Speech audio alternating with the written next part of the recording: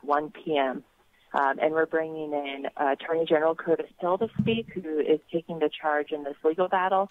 And then we're bringing in some other national pro-life leaders who are supporting us in this. Those pro-lifers include Ryan Bomberger from the Radiance Foundation, Eric Scheidler from Pro-Life Action League, and Lily Hutkowski from Students for Life. Whole Woman's Health Alliance can open at any time. Whole Woman's Health Alliance is known in the clinics in other states for violating health and safety regulations. So it makes complete sense that they don't want to be regulated or subject to inspections because they fail all the inspections that they have. And so it's very, abortion's always deadly for the baby, but this is going to be additionally dangerous for the woman as well. In other news this hour, a North Carolina teen is recovering after a shark attack. Paige Winter's father, Charlie, describes how he rescued his daughter from the attack. I grabbed her with my left arm, and I pulled her up over the water. And when I pulled her up, a shark came up with her, and it was a big shark.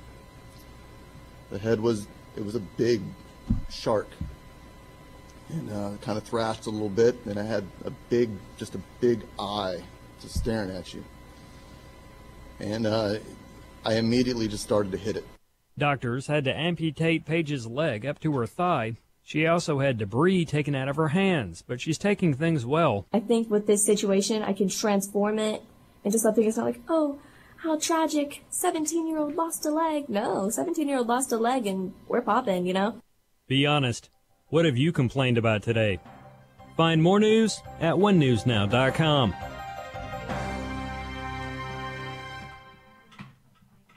Family is an institution set forth by God, one man and one woman for life, with the outflow being children produced by that union. It's obvious to all that there is an attack on the family in our country, and especially on fathers. Whether it's the cycle of sin that persists in our families or the pressure from our government to exclude men from being intimately involved, the strategic battle is on for the souls of men. Join us in the battle to strengthen fatherhood. UrbanFamilyTalk.com.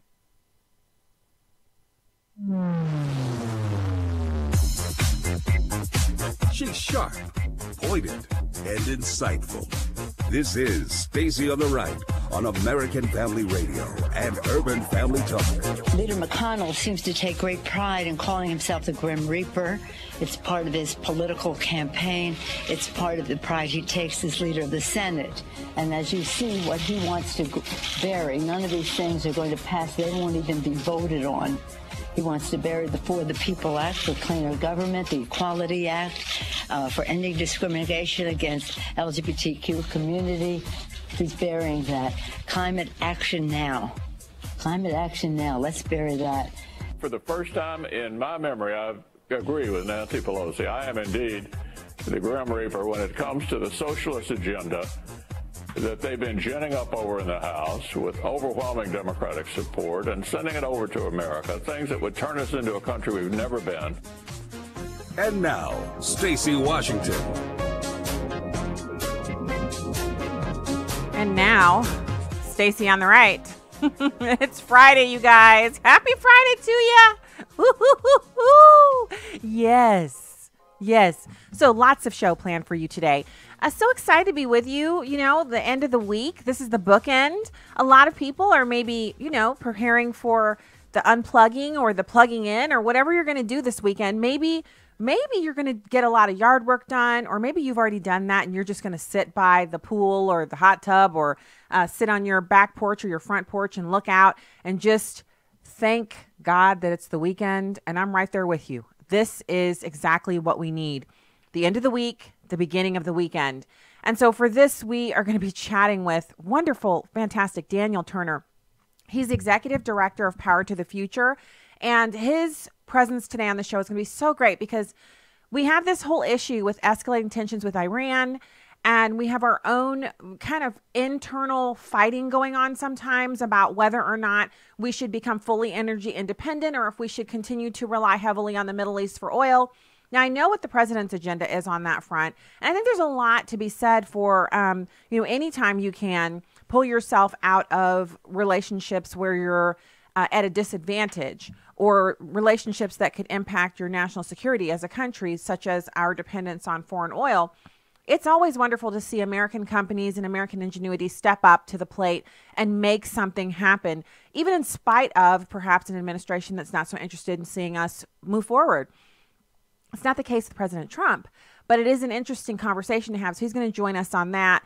Obviously, the big news for today is Sarah Huckabee Sanders saying farewell at the White House. We're going to launch into that. And then, of course, we're going to talk about the trade war, the Democrats' obsession with getting rid of President Trump, when they really, honestly, this is one of those things where you're supposed to look at the calendar. And if you don't have a paper calendar that you're using, you're supposed to go into your calendar app, whatever one you're using, print out one monthly calendar for each of the remaining months of the Trump presidency. And if you can't stand it, instead of running around and making comments on my YouTube page like that I'm not really a black person, or I don't know I'm black, you're right. I'm a child of the king. You know what comes before me being black? Just as a PSA for the haters, because they amuse me to no end. You know what comes before me being black? Me being created in the image of God, just like you are. Not better than you, not worse than you. We're all created in the image of God. So the fact that I'm permanently tan, no matter what time of year it is, whether it's, overcast, if I was to live in Seattle and have very few sunny days, or when we were living in Florida and I was permanently tanned to a greater degree than I am now because, sun and all that good stuff.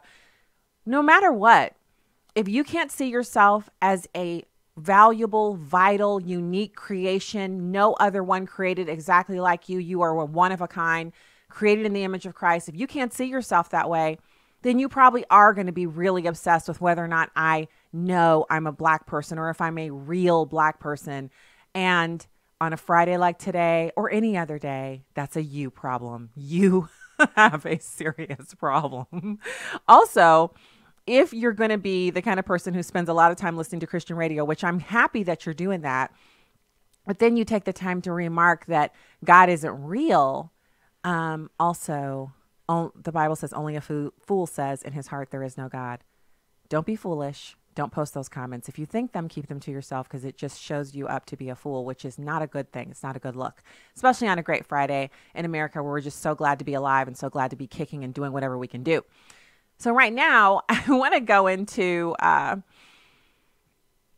Sarah Huckabee Sanders. So you guys know I've never hidden the fact that I admire her a great deal. And I got to meet her at the White House during the White House media row, not this year, but last year.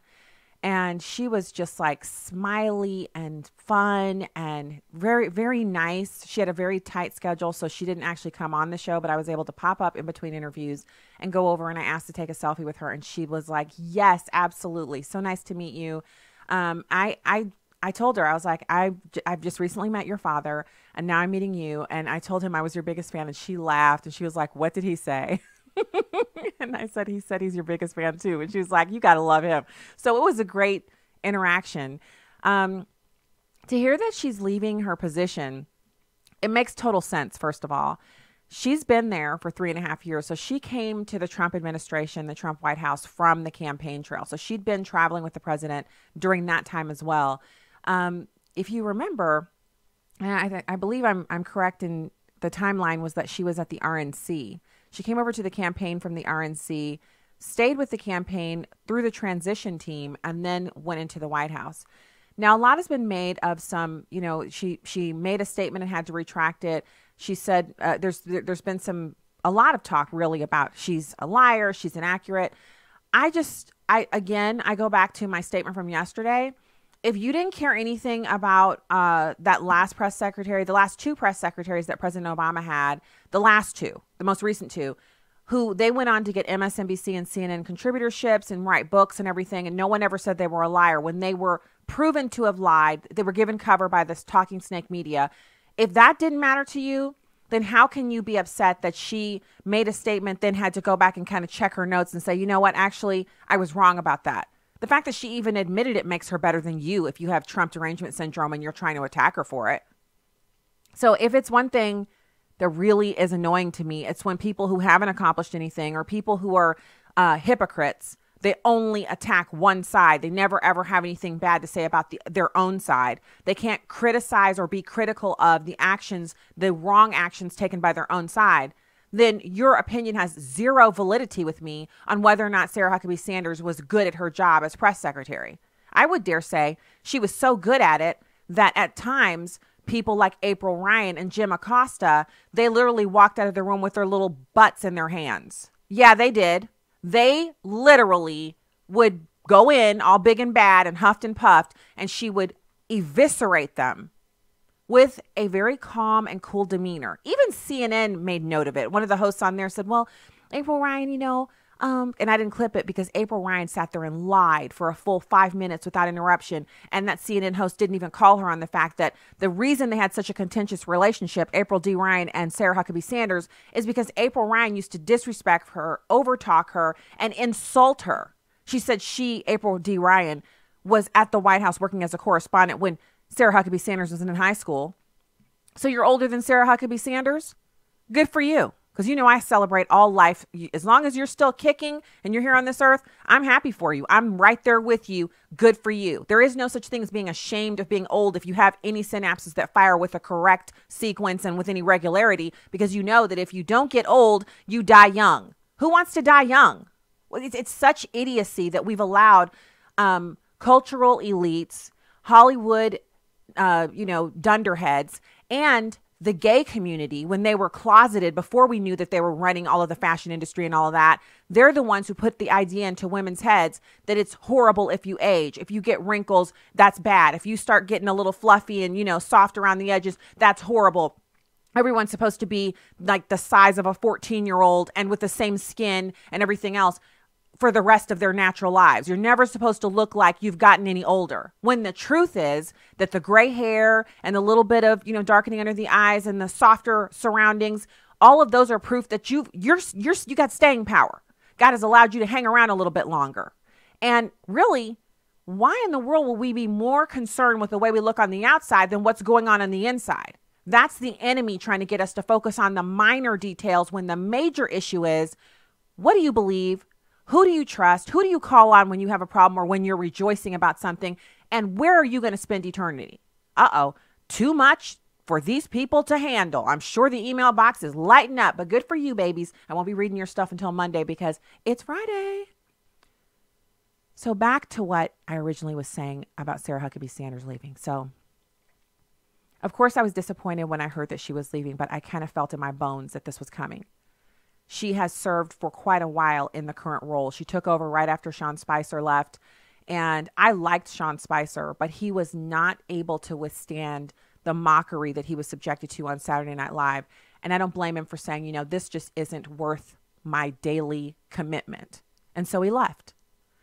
And when Sarah Huckabee Sanders came in, they made a lot of hay about her looks and, she's not rail thin and all these other things, basically personal attacks. And it seemed to energize her. It was like every time they hit her, it was like plugging another device into a socket, and it, the little Apple symbol comes up, and you're kicking. It's got gas. It's ready to go. She took their hatred and their mockery, and she turned it into fuel to do the things that she needed to do for the Trump administration. And it's worth noting that ABC and CBS and NBC are all talking about, even though she hasn't had frequent press briefings over the last 8 or 9 months, that when she did, she owned the room, and that she's one of the few press secretaries in the history of that job to have traveled and sat in the room. She was in the room with Kim Jong-un when he was talking to the president. She was in the room when the president met with world leaders, not outside the room, not only working with the media and press, but in the room, and served as one of the president's closest advisors, flying with him and his team frequently on Air Force One, far away and above one of his closest advisors. That's an honor, and it speaks to the job that she did. And so I know for me, when I think about her, I see it as a story of success. And I think any of us who are women in the workplace, whether it's part-time like me or full-time, extra full-time like she is, we have to look at when we know it's time to pull back, which is what she's doing, because she has a family, she has young kids, and she wants to be with them. So as we're going out here, let's listen to Sarah Huckabee Sanders. The president called her up to the podium. He was talking yesterday about this hiring initiative that they're doing to get felons better access to work after they leave prison so that they can continue their rehabilitation. And he called Sarah Huckabee Sanders up to the podium, and here's what she said. It's number 6. I'll try not to get emotional because I know that crying can make us look weak sometimes, right? This has been the honor of a lifetime, the opportunity of a lifetime. I couldn't be prouder to have had the opportunity to serve my country and particularly to work for this president. He has accomplished so much in these 2.5 years, and it's truly been something I will treasure forever. It's one of the greatest jobs I could ever have. I've loved every minute, even the hard minutes. I have loved it. I love the president. I love the team that I've had the opportunity to work for. The president is surrounded by some of the most incredible and most talented people you could ever imagine. And it's truly the most special experience. The only one I can think of that might top it just a little bit is the fact that I'm a mom. I have 3 amazing kids, and I'm going to spend a little more time with them.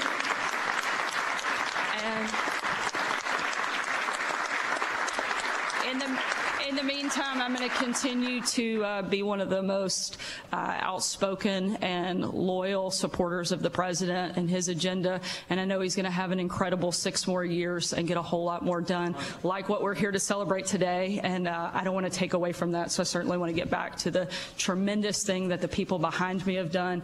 And thank you so much, Mr. President. It's truly an honor. Thank you. So, you heard her getting a little emotional there. And I just have to say, when you're leaving on a high note, when you know you've done a great job and you're taking the next step of your own volition, going back into the private sector, moving back to Arkansas with her husband and their 3 kids so she can spend more time with them and focus her energies on them after having done an excellent job for the Trump administration. I'm proud of her.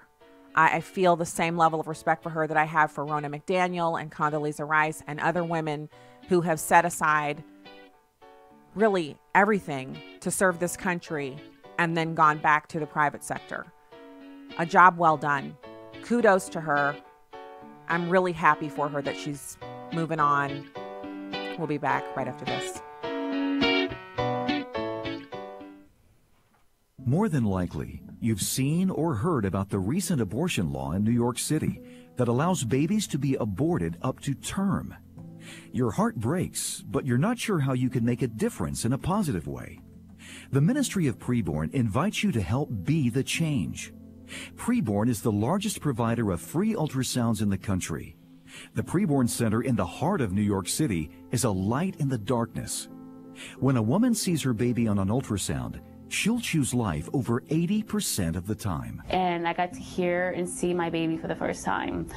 Hearing the heartbeat made me cry. And it was certain that I was going to keep my baby forever. For $140, you can sponsor 5 ultrasounds, and you'll receive a story and a picture of babies whose lives were spared. To donate, dial pound 250 and say the keyword baby. That's pound 250 and say baby. Or go to preborn.com. Hi, I'm Crawford Loritz with a legacy moment. I know a man who some years ago began to withdraw from those he was close to. His excuse was that he was very busy. Now his friends accepted this, but still they were a bit bewildered by his aloof treatment and what they saw as sort of an unhealthy isolation. Then it all came to light. It was discovered that their friend had been living a hidden, sinful life. And the real reason he withdrew from his friends was that he was afraid of being found out. There's an insecurity associated with an unrepentant life. This insecurity begins to grab you. A guilty conscience is a gift from God. When we feel guilty, we need to stop and say, is there a reason for this guilt? Perhaps we have done something wrong and God is getting our attention. We're tormented until we make things right. You can live with confidence and peace when there's nothing to hide. In Proverbs chapter 10, verse 9, Solomon has a word for us. He who walks in integrity walks securely, but he who perverts his ways will be found out. I think that there are 3 observations we can glean from this verse. One is that integrity should be our ambition and our guide. Integrity has to do with moral predictability. living out what's true about us, being open and honest and consistent in our lifestyle. Secondly, pure motives and character give weight and security to your life. He says, he who walks in integrity walks securely. Why? Because you don't have anything to hide. Then thirdly, if you're hiding, there's a reason to be nervous. You will be found out. Well, here's what I want you to remember today. Honesty and integrity are the stuff of confidence and great freedom. More information about the ministry of Crawford Loritz can be found online at livingalegacy.org.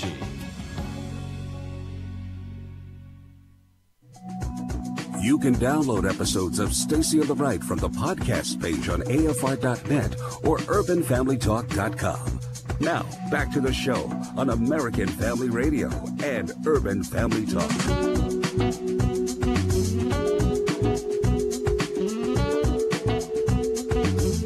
Hello, friends. Welcome back to the program. It's my pleasure to welcome our next guest. We have Daniel Turner, who's the Executive Director of Power to the Future. And it's such a pleasure to have you on the show today, Daniel. Thanks for joining in. Thank you so much for having me, Stacy. Great to be with you. So let's chat about this. You got the tankers in, near Iran, in the waters near Iran, and they've actually been hit with explosive attacks. And the concern has been, obviously, that this is something that was initiated or funded or somehow assisted by the nation state of Iran. And this impacts, obviously, our energy and how much our gas prices are going up or down, and et cetera. It absolutely is a critical time right now. And in the past, this would have had a much bigger impact. And I think what we have to recognize is how lucky we are right now that America has really been able to achieve energy independence. Last time we had this level of tension with Iran was during the Bush administration, and gas prices, oil prices hit $150 a barrel. And I'm sure your listeners who were pumping gas in their car probably remember that. It was common to see gas at $5.90 a gallon. That hasn't happened. Even though gas prices did go up a little bit, it hasn't happened the way it did in the Bush administration. And that's because we don't need Middle East oil anymore. We are self-sufficient. And that's a tremendous position of leverage and strength that we've really never had in the last couple decades. So what's driving that? Because I know I've covered here on the program, especially during the first few months of the Trump administration, how different their attitude was towards American energy production than the Obama administration, for example. What's driving our ability to kind of weather this and not be as impacted as we would have before? Yeah, there have been some great advances in technology, but nothing in the last 2 years during this administration. Really, much to the credit of President Trump, all he's done is taking off the fetters, right? He's allowed the energy industry to thrive without the literally thousands of regulations that the Obama administration placed on it. And that's been the history of our nation. If you just create a climate where business can thrive, it will. There has been no secret formula. We didn't discover some new oil field. We just let Americans do what they do best, which is prosper and grow the economy. And it has been absolutely amazing. Just the state of Texas alone right now, if it were a nation, would be the second largest oil producer in the world after Saudi Arabia. And that's just one state. We have tremendous oil reserves throughout the nation. We're blessed in that sense. And if we just allow business to do what it does best, we will continue to have this energy autonomy and independence. So what do you see because you mentioned earlier, just a little bit ago, Daniel, that there have been other times where our relationship with Iran has been very tense and has even erupted into similar types of actions that we're seeing now. What do you see on the horizon as it pertains to our relationship with them in light of the current, basically it's the Iran deal. The president canceled it. They're very upset about that.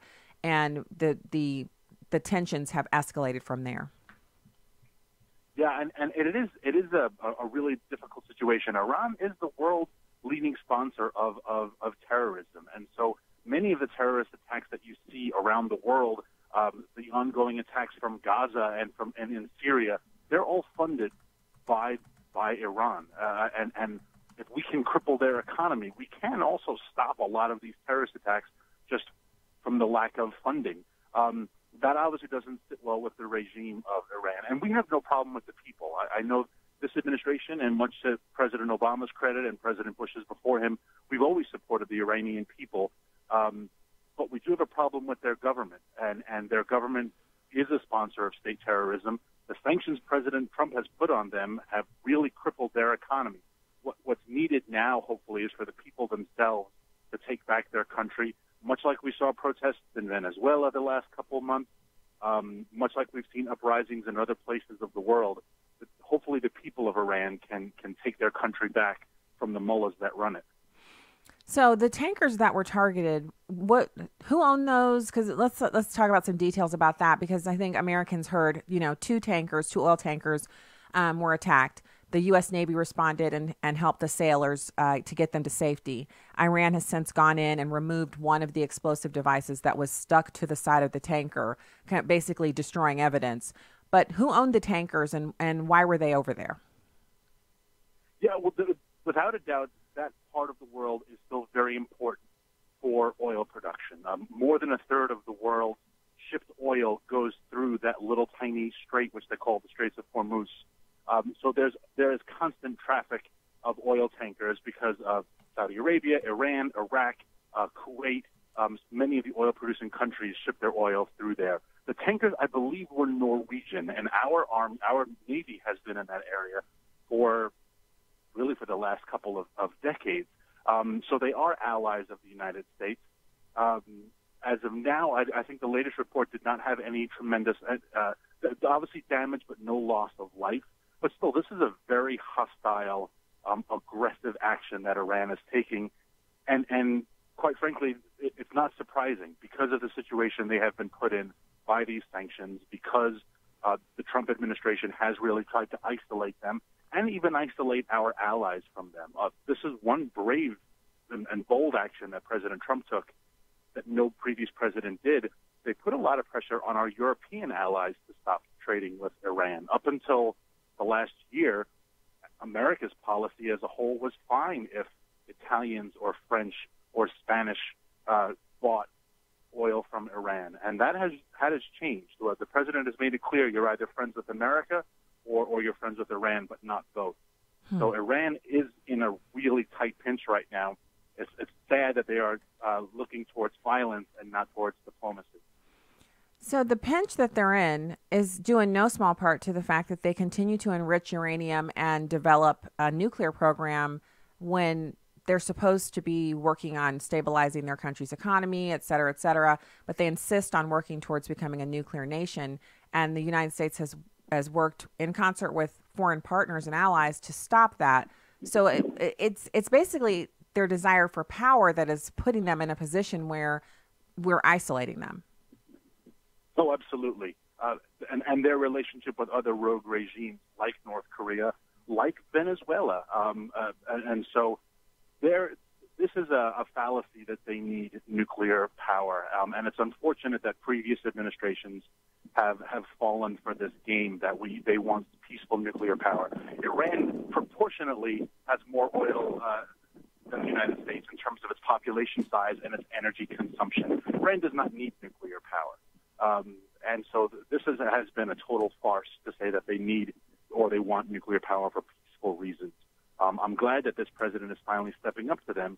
We've been battling Iran since their revolution, and it's just been at little skirmishes, some of them very deadly, like the bombing of Cobalt Towers, and some of them not so much. But we've been battling them consistently for my entire life, and I'm glad this administration is trying to finally stand up to them and hopefully bring about a peaceful solution by helping the people of Iran take their country back.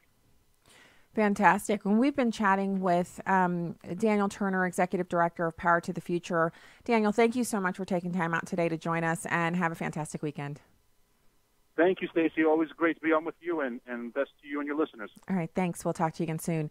I think, his analysis is spot on. We definitely have a very contentious relationship with Iran, and it's made even more so by the fact that the president is not playing footsie with them. He's not, you know, shaking hands and giving shoulder rubs and sniffing their hair. He's actually making some moves that it's uncomfortable for them, but we all know how it is when we're not ready to accept something, we're not ready for change, and so we kick against the pricks, and it gets painful for us. And then when we're finally tired of fighting the inevitable, we come around and we begin to accept and move in.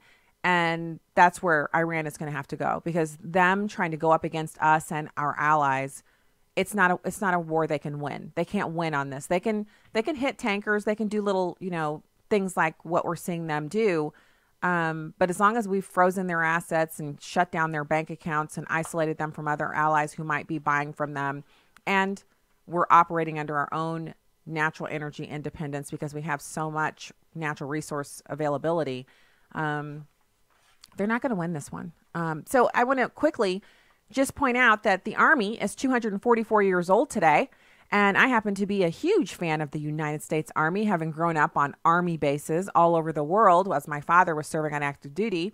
My father, my grandfather, and my great-grandfather all are Army veterans. My dad's an Army retiree. And so it's fantastic to help the Army celebrate 244 years of dominance and just getting it done all over the world. Fantastic. Happy birthday, Army. So I also want to talk a little bit about, and this is, well, let me make sure I gave you the most interesting thing. Yeah, we're celebrating the 244th birthday of the U.S. Army, about camaraderie, fellowship, brotherhood, honorable service, and a fantastic experience to boot while you're doing all that. So we mentioned in the first segment about Sarah Huckabee Sanders leaving her role as press secretary. The president is actually in the process of interviewing people. His administration is interviewing people to replace her. She's leaving in a few weeks, so that gives some time for them to find someone new. He's actually named several people. Stephanie Grisham, Director of Communications for First Lady Melania Trump, who he thinks is terrific. He says he still likes Anthony Scaramucci. Okay, I'm going to reserve comment on that. You know, he's been on the program. Anthony Scaramucci has never met a microphone or headphones he didn't like. We'll see if that is actually how it cracks up. Yeah, he says President Trump says that Scaramucci should actually stay in his current role as a political consultant. Interviews could begin as early as next week. Grisham is well respected by the first couple. She's impressed the president and she's been strong.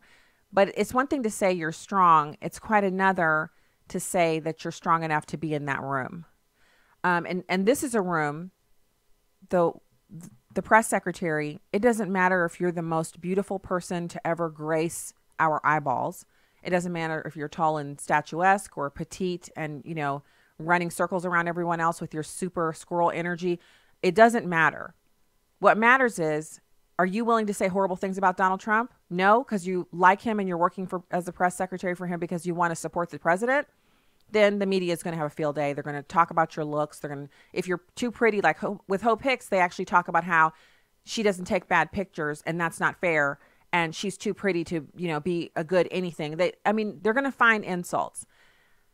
I just hope and pray that the next person can stand in the gap. If you want to do that job, you have to be the literal watchman on the wall, and you have to be lightning fast with your comebacks. You have to remain as cool as a cucumber. You can never let them see you sweat or be ruffled. And you have to know everything that's in the book and everything that's not in the book. And I'm talking about that binder that they carry up with them with the answers to all the questions that they know they'll get asked about, but you have to know everything else as well. So if Stephanie Grisham is the one, I hope she's the one with the lightning quick responses and that she's got it going on and she can really handle this, because I want to see someone who can at least fill Sarah Huckabee Sanders' shoes, but optimally would be able to even carry the torch further than she was able to carry it after she took over for the previous Spicer, for Spicer. So yeah, we've got that going on. I find it kind of fascinating that we've got all of this going. It's like, there's never a dull news day. But it's interesting because I think in all the pictures they're showing of Stephanie Grisham, Oh, they're going to have some fun. Yeah, they're going to have some fun. I heard somebody say they wish that, what's his name? Mulvaney would come over, because Mulvaney is so affable and he's not able to be ruffled, but he's in a great role and I don't want to see him leave there. So we'll see what happens. We will see what happens. Meanwhile, I want to point you over to the YouTube page where you can hit subscribe. It's Stacy on the Right. You can also go to Instagram at Stacy on the Right. And I'm just wondering what your plans are for the weekend. Let me open up the call lines. We're going to be going into the third segment here in just a minute. You can join us at 866-963-2037. Open line Friday, so you can call and talk about anything you want to chat about. 866-963-2037. I had one of our friends of the show send over a message to me about the kind of delusion when I talk about lies and deception, and kind of point to this weird, it's this weird phenomenon where we now see people really going so strong in support of things like drag queen story hour, when just 10 years ago, if you'd said that to a bunch of moms sitting at a park somewhere with toddlers, don't you think a drag queen should read story hour to your kids? They would say, are you out of your mind? Drag queens are suffering from gender dysphoria. Why would we let someone who's not sure what body they're in read stories to our kids? Why would that even be necessary? Now you see people not only accepting it, but libraries across the country are trying to get in on the trend and join in. And parents don't want to be seen as intolerant. Moms especially, who tend to be more liberal than the dads, are like, as long as there's nothing really untoward going on, well, it's a man in makeup, dressed up like a woman, reading a story to your child in the voice of a man, because they can't read it in a woman's voice, because they're not a woman. Or defending this push to have transgender athletes competing with women.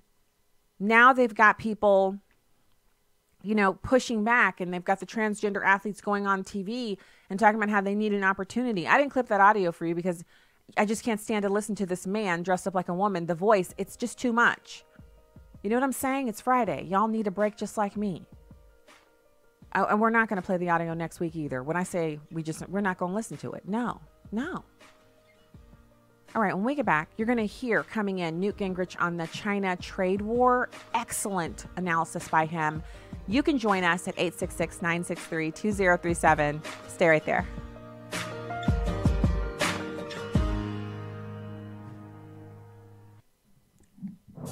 This is Uncommon Moments. Here's former Super Bowl winning NFL coach Tony Dungy and his wife Lauren sharing from their book Uncommon Marriage. Once I understood Lauren's passion for adoption and the rightness of it in God's eyes, Lauren and I agreed we could do it together. In the end, we both had peace of mind about it. Even so, we had slightly different ideas about how to proceed. My big question was, what's the best way to do this? I was more concerned about the process than Lauren was. I think she was a little frustrated with me as I tried to talk through everything. This reminded us that the Lord often brings together different types of people to complement the other. That's what makes marriages special. So just remember to treat your differences as something that God has created in each of you. Tony and Lauren Dungy, authors of Uncommon Marriage. Discover more at CoachDungy.com. Pastor D. The Back to God movement always reminds people that we got to know who we are and whose we are. And we are children of the Most High God. Made in His image and likeness. That's what Genesis 1:26 says. Made in His image and likeness. So that means if Yeshua could walk on water, guess what? We can too. Each weekday at 4 o'clock Central on Urban Family Talk. And let's get back to God. I love AFR. You say it's on the radio too? Here at American Family Radio, we know that many people find their audio entertainment in other places than the radio. So our programming is available with the AFR app on Apple and Android devices, through Amazon Alexa, and now available on Roku. I just love the podcasts. That too. American Family Radio, streaming or podcast, now available wherever you are. And we're on the radio. Donald Trump's America. Some people in the construction industry say President Trump's merit-based immigration plan could help them recruit more skilled workers from overseas. Industry insiders say they've taken a hit due to lack of interest in the job market.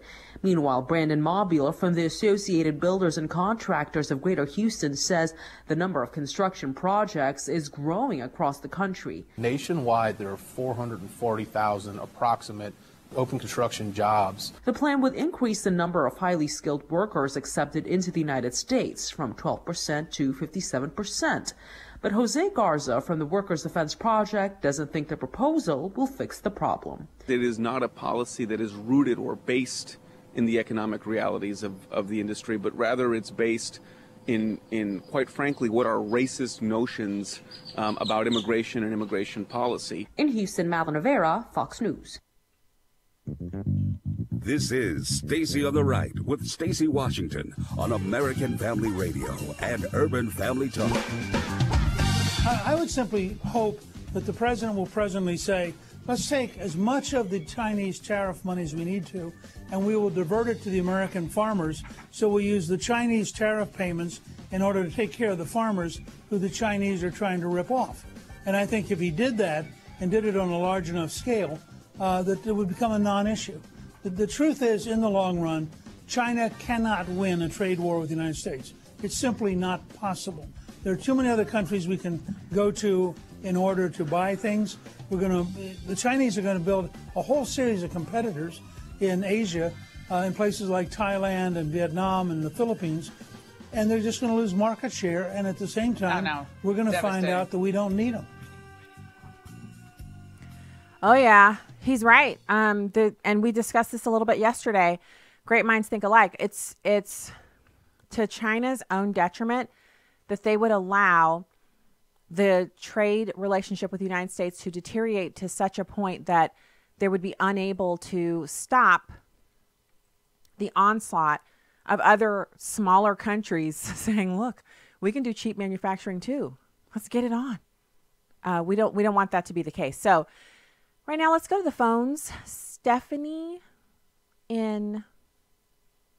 Okay, I'm not sure if that call is ready, that we can take that call right now. But we will go to the phones in just a sec. And if you want to join us, 866-963-2037, 866-963-2037. So Newt Gingrich was talking about the China trade war, and McConnell has actually been castigating the Democrats about their ability to actually get some policy done instead of only talking about how much they hate Donald Trump. And so we're going to join into that as well. Stephanie in West Virginia, thanks for calling the show today. Hi. How are you, Stacy? Good. How are you?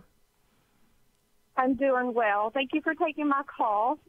I have been hearing a lot about the illegal immigration, and rightly so. People are very upset about this, that people aren't coming in the right way.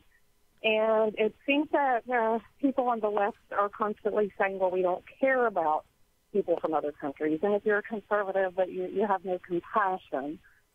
But I can tell you in the work that I do, which is trying to help people back into the workforce, that when people come in and they are not a legal citizen and have a legal right to be here, they have come thinking they are going to have the American dream. And unfortunately, if you are not an American citizen and if you're not here legally, things like having to have an ID to get a job, and if you do find a job and you are having to work under the table, then you're not protected by workers' comp. I had one gentleman who worked for a family member who came in from the Middle East, and he was working for a family member, did a month's worth of work, and the family member refused to pay him, and he had no recourse. So my point is, not only is it not being fair to citizens of the United States, it's really not giving the illegal immigrants what they think they're going to encounter when they get here. Yeah, and so the things you're saying are it's spot on, but I think we're beyond the place where natural logical arguments and reasons work with liberals. They simply oppose lawful immigration and our efforts to make everyone come here legally, because that is a position that's held by Republicans and they're Democrats, and therefore they oppose it on principle because there must be something wrong with it because we support it. I know that sounds as if I'm not giving them very much credit, but that is what's happening here. They literally only oppose it because we support sealing the border.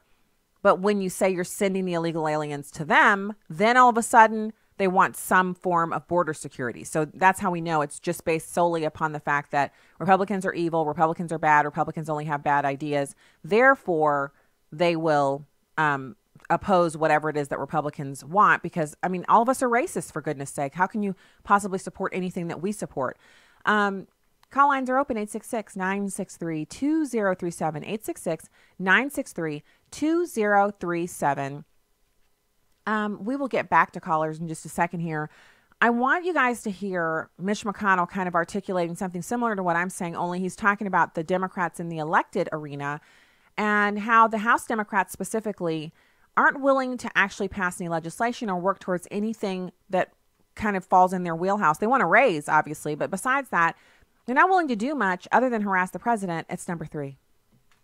You know, I said weeks ago, case closed. We got the Mueller report, the only objective evaluation that will be conducted. Nobody has any confidence that the Democratic House is going to engage in any kind of appropriate oversight. The case is closed. Why don't we move on and solve the border crisis and prove the president's USMCA, the new trade deal with Mexico and Canada? We have work to do. He gets picked at every day over every different aspect of it. But the fundamental point is they're trying to keep the 2016 election alive and the investigation alive. When the American people have heard enough, they got the Mueller report, they would like for us to do some business. I would ask the Democrats in the House this: is there anything you're willing to do other than harass the president for the next 2 years? Anything at all? Yeah, I don't think that he's wrong. He's not wrong. The question is valid. Do you think any of the Democrats would answer that? Again, and I know, there's some validity to the argument back where you would say, well, the Republicans didn't want to work with President Obama. True, but they were willing to pass legislation that helped with trade and other things that were going on. They just weren't willing to do the social issue stuff. So they were willing to work on a couple of things. The Democrats, on the other hand, are only willing to work on social issues and things that further degrade the society and our good natural order, but they're not willing to work on budgets or infrastructure or anything like that. So, yeah, let's go to Farzana in Texas. I hope I'm not butchering your name there. Thank you for calling the show. Hi, thank you for taking my call. Sure. I just wanted to say that I do appreciate your show and the whole radio station. I am from Iran, and I've become a Christian in this country. I was raised Muslim. I have a lot I could tell you, but I just wanted to say that I appreciate everything, and wanted to say that as far as Sarah Sanders, it's sad to see her go, but she's the most amazing person I've ever listened to or watched.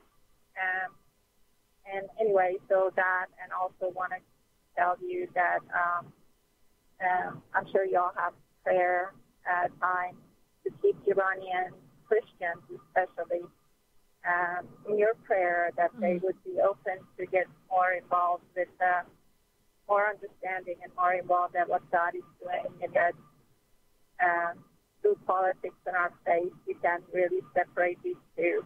Amen to that. It's all over the Bible. So anyway, so much more, but I know it's just 50 seconds I have wanted to tell you I do appreciate all that. Thank you. Thank and you. Everything that's happening in the over there with the Iranians and stuff, that there are a few of us here that are really are grateful that God has us here. So, Amen. Thank you so much for calling the show. And so I have to say, so she's an immigrant. She really likes President Trump. She supports what's going on in the White House. And she's asking for us, all of us as Americans, to pray for the Iranian people, especially the Christians there, who they want to have what they had decades ago before the Shahs and mullahs and all those guys took over and instituted the return to Sharia law. They had a much more free society where you could practice your own religion, you could be a person of another faith, and women could get educations. It was really just a great opportunity, a place for people to live. And now it's not that way. So it is. And, we had a guest. I have to look back and see if I can find in my show sheet binders. We had a guest on who was of Iranian descent, and he came on to talk about how the Iranian people are not the same as the ones you see protesting and saying death to America on all of the newscasts, that they don't support the regime, but they're in a place where they don't have control because that, they're under basically a regime that oppresses them. So I completely understand where she's coming from. And it's, for me, always wonderful to hear from someone who's immigrated into this country and loves it. You know what I mean? If you've immigrated to this country and you love America and you support the freedoms that we have here, I got to respect that. You know what I mean? You've come here out of love for this country and you want to be a part of the American experience and you want to preserve it. It doesn't get much better than that. For those of us who are citizens, natural born citizens, to have people come here who love this country and want to preserve it. That's what this is all about. It's a part of who we are as a nation. Immigration is a part of that. Let's go back to the phones. We have Nancy in Missouri. Hey, Nancy, thanks for calling the show today. Hey, Stacy, how are you? Doing good. How are you? I just wanted to call and tell you that when I heard the other day that the Democrats wanted to vote them a 3.5% raise without having done what I consider their job, I was just incensed. I was too. It made me very angry. I felt like, it was a bad joke, but it wasn't. It's like, it's real. They think they should get a raise. And I don't know why. For what? What have they done exactly? Nothing. That was definitely my point, And all they tried to do is try to keep President Trump from accomplishing things that would help our country. Mm-hmm. I mean, it's just, so I get it that they don't want to help him enact his agenda, but on the stuff that American people need to get done, like the trade deal that they've negotiated between Canada and Mexico and us, everybody should be willing to sign that because it's an improvement on NAFTA. It makes things better for American workers. They should be signing that. And the infrastructure deal, they should be doing that. The wall at the southern border, they should be doing that. Now, the other things the president wants to get done, I can see them fighting on those. But not because I agree with them, but because they disagree. But there has to be something they can support, something that they're not totally against. And it's just, so yeah, that is pretty annoying to see that, and to know that they're not going to give him an opportunity. So we still have a few minutes left in this segment. If you want to join the show by phone, 866-963-2037. I did tease this 2 days in a row. You could win $1,000 by switching to a flip phone like Warren Buffett. Frontier Bundles, which is a Utah-based internet phone and cable company, will give $1,000 to one brave soul willing to trade their smartphone for a flip phone for 7 days. They're looking for social media addicts and tech geeks in particular who would find unplugging from constant notifications and apps especially tough. Now, they're going to give you a boredom buster swag bag survival kit that includes a physical map to replace GPS, a pocket phone to jot down numbers in, a notepad and pen to jot down actual notes, and a couple of 90s CDs like Britney Spears and NSYNC to replace Spotify. I thought that was so awesome. Okay. All right. I won't be doing it, but yeah. Ken in Mississippi. Hey, Ken. Thanks for calling the show today. Well, thank you for taking my call. Sure. I've been listening to your show, and I'm very impressed in a positive direction. I tell people you can be impressed in any direction. It's very true. impressed with your show.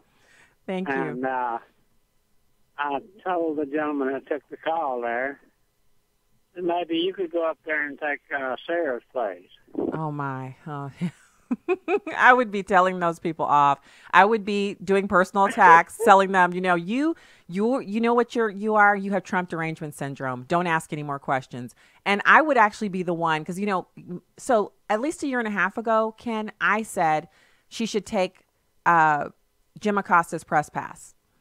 And I would have done it the way you do stuff like in the military. When you get in trouble for something, it's a process where you get a little handwritten note. It's a printed out note that they fill out, and basically they fill that out and they give it to you, and that's like your first warning. They keep a copy of it, and so everyone knows you've gotten warning number 1. And by the time you get to warning number 3, you're in serious trouble. You're standing at attention in somebody's office, and there's more than one officer present, and you are getting read the riot act, and you're in deep stuff at that point. I would have taken Jim Acosta's press pass within the first 6 months of doing that job if I was Sarah Huckabee Sanders, which means I'm not cut out for that job. And it's not just him. April Ryan would have been given the boot. And as a black person, I'll give you this, Ken. As a black person, I probably would, of course, get called an Uncle Tom, but I'd have more leeway to be able to do mean stuff because people would not be able to say, well, she's a racist. And then other people would say, but she's black. And so the argument would be about that instead of she took Jim Acosta and April D. Ryan's press passes, which is what I would be doing. That's what I would be doing. If the room wasn't orderly and people weren't being nice, they wouldn't be in the room. I'm not sure if I know for a fact that means I'm not cut out for that job. Besides, even though we have family living in D.C., in the metro area, I don't want to live there. I love going there. I get to go 4 or 5 times a year for this job. And I love it when I get to go. I always spend the night at my parents' house. Try to have lunch with my sister, but I don't want to live there. We had the chance to move there about 18 years ago, and we decided it wasn't good for our family. We love the Midwest. I love living in the heartland, which is basically the entire middle of the country, just in case you're wondering. All right. We'll be back on Monday. God bless. Have a fantastic weekend if you're leaving us now. If not, we'll be back after this.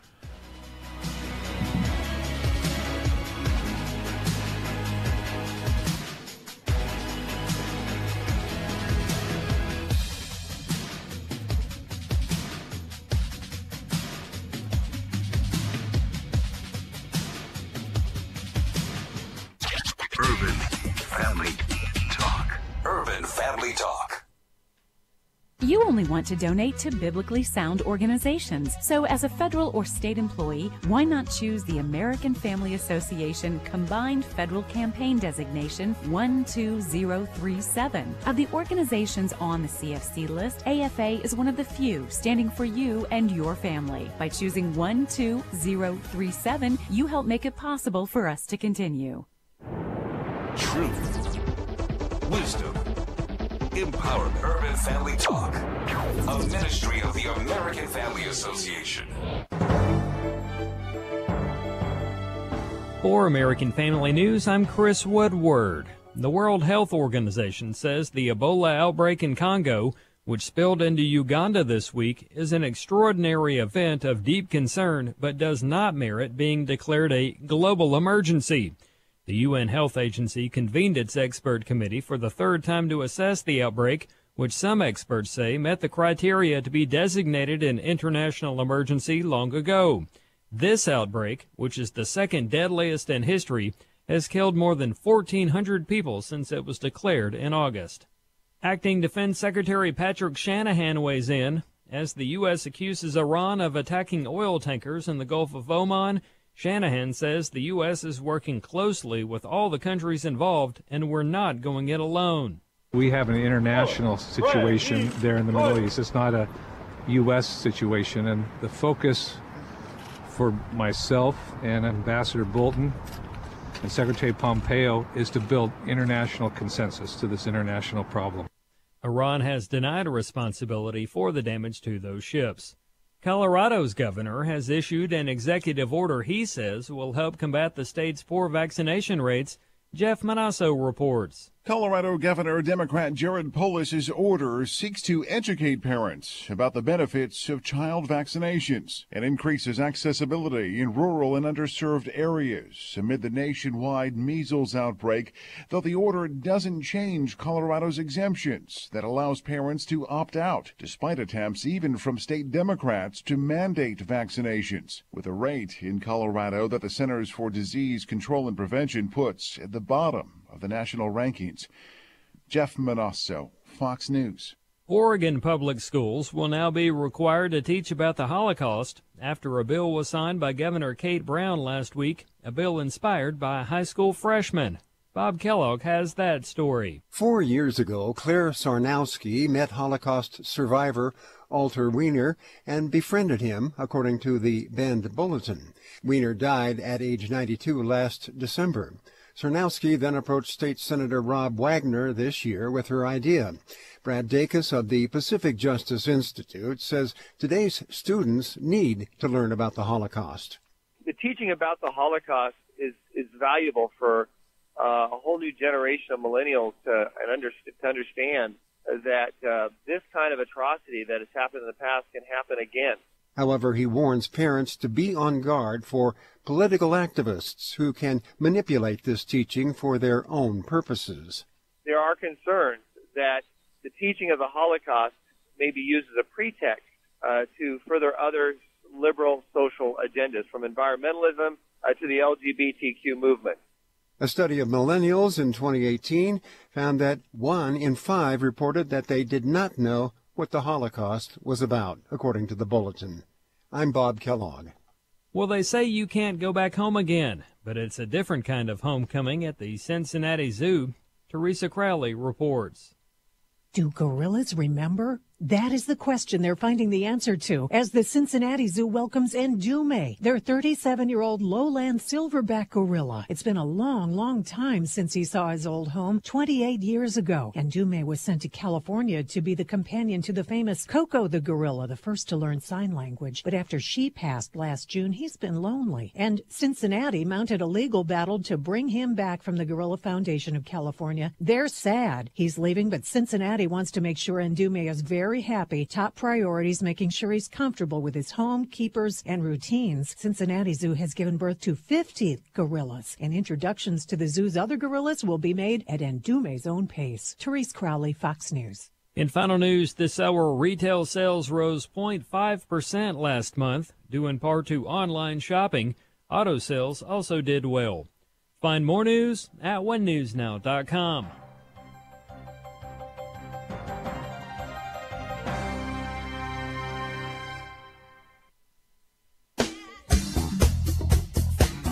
Coming next week on The Dwelling Place. Pastor Al Pittman continues to walk us through the Bible, line by line and verse by verse, to let God show us just how timeless His truth is.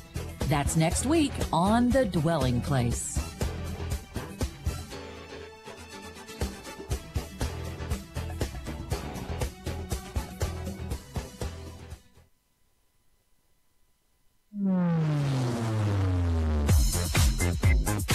She's sharp, pointed, and insightful. This is Stacy on the Right on American Family Radio and Urban Family Talk. Leader McConnell seems to take great pride in calling himself the Grim Reaper. It's part of his political campaign. It's part of the pride he takes as leader of the Senate. And as you see what he wants to bury, none of these things are going to pass. They won't even be voted on. He wants to bury the For the People Act for cleaner government, the Equality Act for ending discrimination against LGBTQ community. He's burying that. Climate action now. Climate action now. Let's bury that. For the first time in my memory, I agree with Nancy Pelosi. I am indeed the Grim Reaper when it comes to the socialist agenda that they've been ginning up over in the House with overwhelming Democratic support and sending it over to America, things that would turn us into a country we've never been. And now, Stacy Washington. Oh, yeah. You know, I'm really happy that that Mitch McConnell owns who he is. He knows who he is. He's perfectly fine with it, and I like it. I think it's perfect that he would admit that he agrees with Nancy Pelosi and he doesn't want to enact her crazy pants agenda. Good. I'm glad. I think most of us are glad. So speaking of crazy agendas, and we're going to be digging in with Karen Kataline. You know, she is with men's rights group Edmonton. And I love it when she comes on. She's got a piece out, Why They Hate Trump. This is going to be a great interview. She'll be with us next segment. And we're also going to dig into the stenographers of the regimes that basically constitute the American press. And you'll get to hear that little bit, a smidgen of audio from National Security Advisor John Bolton.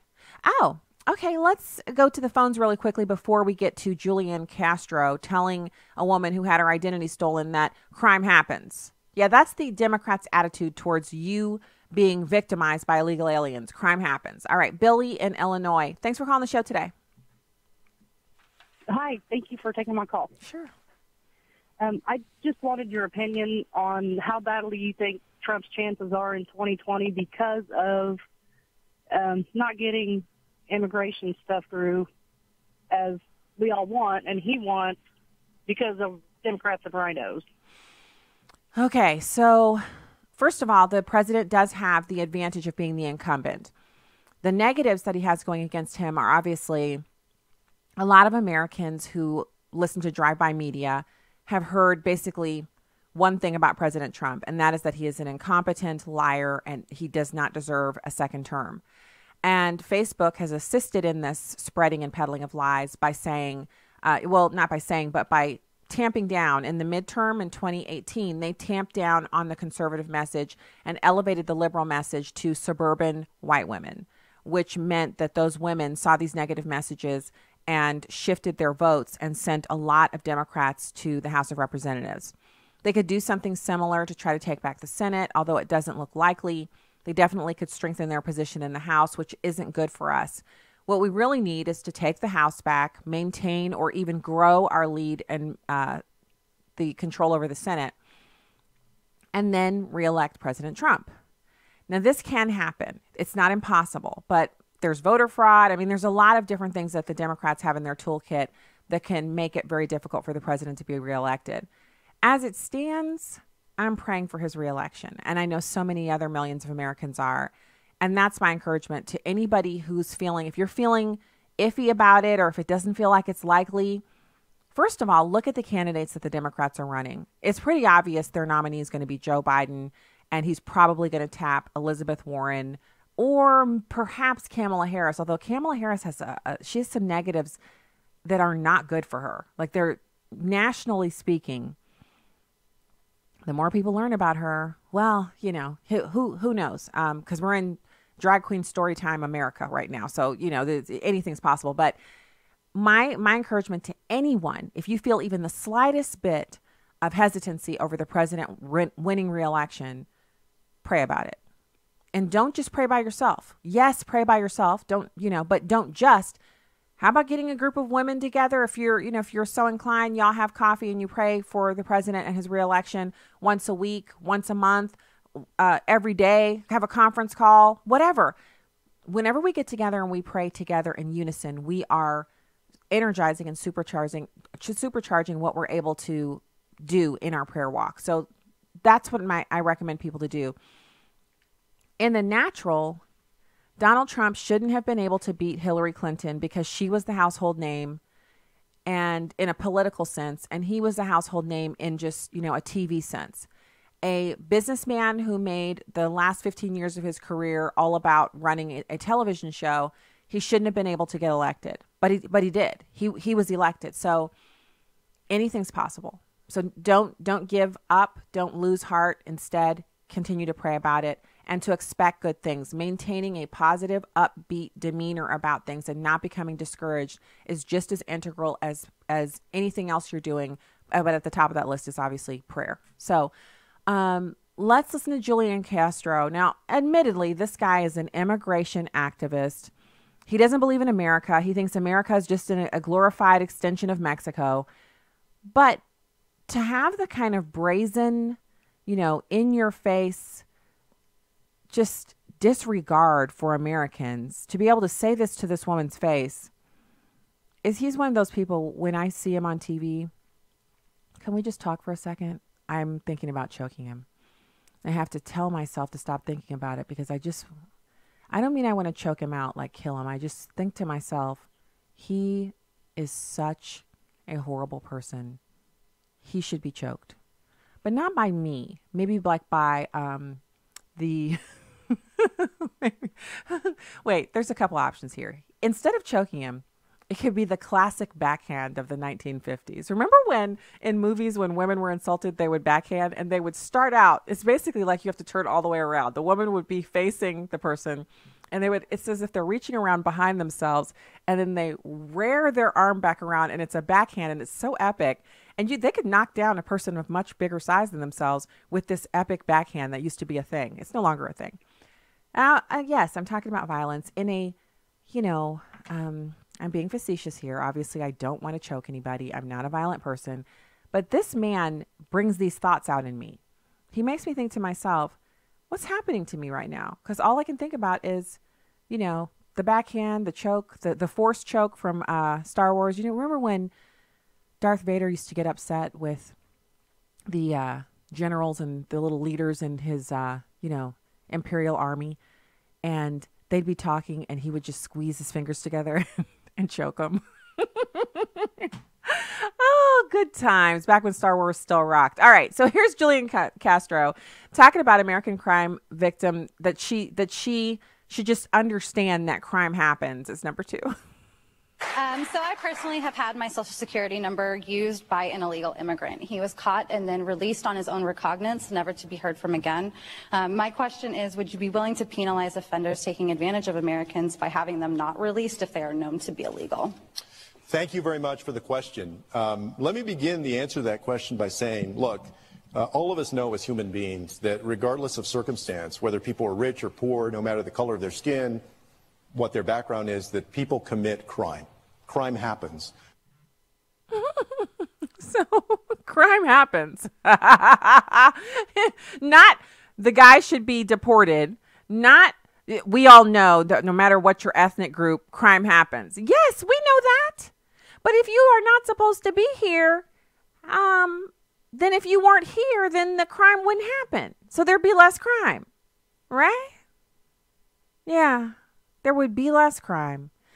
And then if there was less crime, then fewer Americans would experience the negativity of having their identity stolen.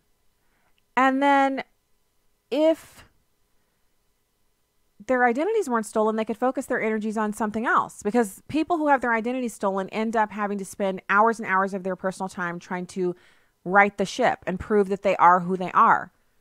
So I just, there is no justification for him to say something like that to her. None. All right, pivoting over because it's Friday. Remember yesterday I was talking about this whole case for reparations. Now, you may recall me talking on the show a little bit occasionally, and in the past, I've mentioned Ta-Nehisi Coates. And there's another guy, actor Danny Glover. You remember him? He used to act in those movies with Mel Gibson, and he was super funny in those. And that was back when Hollywood was still like, we didn't know everything we know now, and we weren't Scary Spice for Hollywood. Well, Danny Glover and Ta-Nehisi Coates are going to testify before the House Judiciary Committee on the Constitution, Civil Rights, and Civil Liberties, a committee that committee should be disbanded.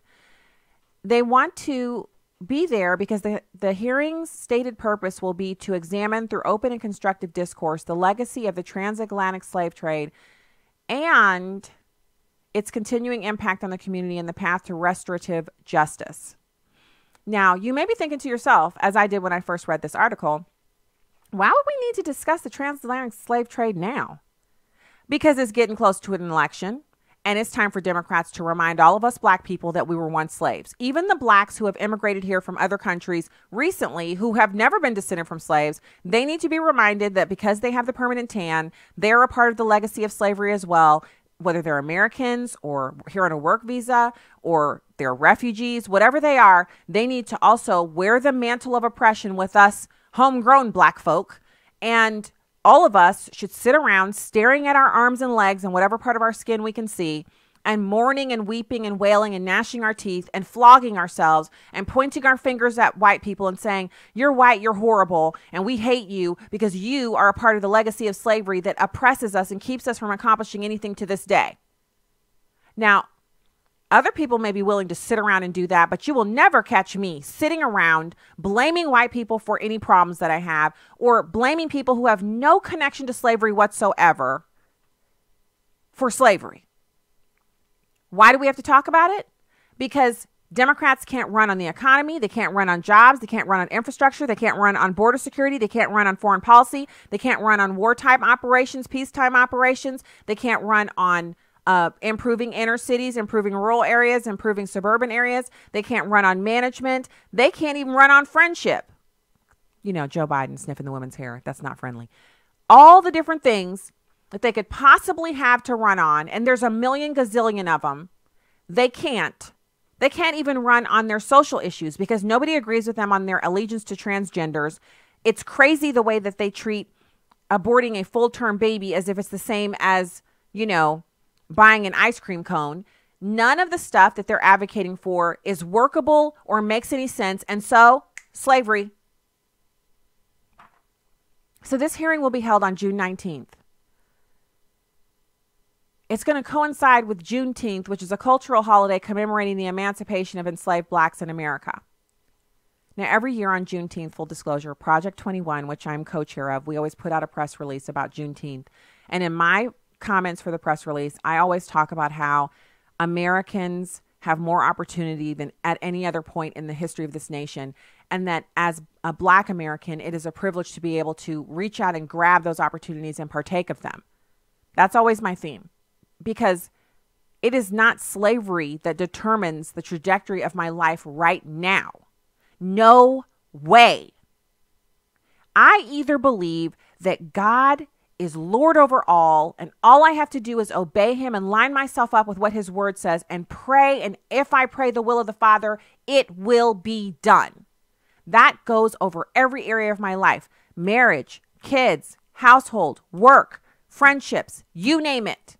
And wherever I'm out of line with what God's word says, then I'm going to see the beginnings and then development of chaos, because that's what sin brings. And the minute I say, you know what, I'm turning away from this drama, I'm getting back in line with what God says, that's when the chaos will begin to end. So if you want to partake of the bounty that is America, the bounty, the land of milk and honey, the place where the blessings can run you down and overtake you, the place where God, he's ordained this country to leadership on the world stage. You're living here. You already are a million times ahead, like so far ahead of anybody else in any other country, just by virtue of being in this country. And if you hold citizenship in this country, you're even light years ahead of the illegal aliens who are here, and they're still scratching and killing it, and they're not even supposed to be here. So this whole idea is to get people talking and thinking of themselves as victims, and you can't let them do that to you. It's wrong. Who cares about reparations and who cares about Juneteenth? All right, we'll be right back. Here's Walker Wildman for Redeem Clean Laundry Products. Not only do you get a great product and you get to obviously clean your clothes, get the stains out and use a multi-surface cleaner to clean your countertops and use the dryer sheets. You're doing all of this and the money's going to support the work of American Family Association. Redeem Clean Laundry Products were developed by AFA supporters Lynn Ingram and Jim Duncan to assist in funding the mission of the American Family Association. Redeem Clean products work as well as or better than other products on the market. They're environmentally safe, biodegradable, and they're made right here in the United States. The great thing about Redeem Clean is not only is the product great, but it goes to support a great cause, and that is the work of American Family Association. For clean laundry and a cleaner society, it's Redeem Clean. Visit redeemclean.afastore.net. This is Viewpoints with Kirby Anderson. Supreme Court Justice Clarence Thomas has been criticized for writing the truth about the connection of abortion to eugenics. His 20-page concurring opinion in a case dealing with an Indiana law allowed him to educate us about our history. The law required that fetal remains be disposed of in a respectful manner, but also prohibited abortion solely on the basis of race, sex, or disability of the baby. Justice Thomas wrote that the use of abortion to achieve eugenic goals is not merely hypothetical. The foundations for legalizing abortion in America were laid during the early 20th century birth control movement. That movement developed alongside the American eugenics movement, and significantly, Planned Parenthood founder Margaret Sanger recognized the eugenic potential of her cause. He also pointed to Margaret Sanger's Negro Project and reminded us that because of abortion, there are areas of New York City in which black children are more likely to be aborted than they are to be born alive, and they are 8 times more likely to be aborted than white children in the same area. He concludes that enshrining a constitutional right to an abortion based solely on race, sex, or disability of an unborn child, as Planned Parenthood advocates, would constitutionalize the views of the 20th century eugenics movement. Those criticizing Justice Thomas do so for one of 2 reasons. I suspect many don't know America's history with eugenics and the history of Planned Parenthood. They believe he is making this up. Others probably know the history and are furious that he is attempting to educate a new generation about the birth control movement and the eugenics movement. Justice Thomas has provided a service by showing the connection between an Indiana law and our sad history with eugenics. I'm Kirby Anderson, and that's my point of view. For a free copy of Kirby's booklet, A Biblical View on Socialism, go to viewpoints.info/socialism. That's viewpoints.info/socialism. You can watch a live stream of the show on Facebook or YouTube at Stacy on the Right. Now, back to the show on American Family Radio and Urban Family Talk. Hey there. Welcome to the program. Thank you for being with us. It's my pleasure to welcome our next guest to the show, Kataline. She's with Men's Rights Edmonton, and she is a columnist, and she hosts a radio program. Fantastic to have you back with us, Karen. Great to talk to you again, Stacy. I hate to correct you, but I'm not in Edmonton at all, and not Men's Rights, but I think I know who you're talking about. Oh. Karen Strawn. Oh, no. Okay, so I've interviewed her before, but that's okay. She's My pretty name's Karen fantastic. Kataline, and I'm in Colorado. Okay. And I'm a commentary and columnist, and it's funny because I know Karen Strawn, and I've interviewed her. She's terrific. Yes, she is. And so are you. So please forgive me for mixing your 2 bios up there. But you mentioned you have a radio show, and can you give us the info on that? You betcha. It is an internet regular radio show every Tuesday at 4 o'clock Eastern and 2 o'clock Mountain Time, called Spouting Off. And in fact, I'm writing my second book that pretty soon we'll have advanced reservations for, advanced purchase for, called Spouting Off, Boundaries, Limited Government, and Personal Accountability. Okay, that's some good stuff. That. Yeah, that sounds like that's going to be awesome. You have to come on and talk to us about it once it's launched so we can get the skinny and kind of have be ready with our little Amazon ordering buttons or what have you. I love it. You have a piece out, Why They Hate Trump. I'm dying to hear what you've come up with because the Trump derangement syndrome is pretty strong. Yeah, and it's funny, and that is me. I'm the one that wrote that, and it's at my website, KarenKataline.com. And my first title for it was, They Don't Hate Trump. And I really stand by that, but I go on to explain why that is. Even before he was inaugurated, and I use this word on purpose, they've been trumping up hate for Donald Trump. And so now what they've tried to do and succeeded with some segment of the population is to make it not only cool to hate Trump, but to make it cool to be as crazy and insane as possible hating him, and he's continuing to show otherwise. And my question is, people always say, well, they hate Trump so much, you've heard this, that they hate him more than they love our country. Well, I'm not sure they hate him at all, frankly. I think they hate what he stands for. And to me, that is much more disturbing because let's face it, what does he stand for? If he were to abandon the policies why we, everyday people, sent him to Washington, I don't think they hate him quite as much. The left is never going to love him, but certainly the Republicans aren't going to keep trying to sabotage him. And things like government being accountable to the people instead of people being accountable to the government, or going after the true lies and corruption and crony capitalism. I've got a bunch of bullet points on my piece, but there's one I didn't mention, and that is politicians have been spinning this yarn that, oh, governing is so difficult.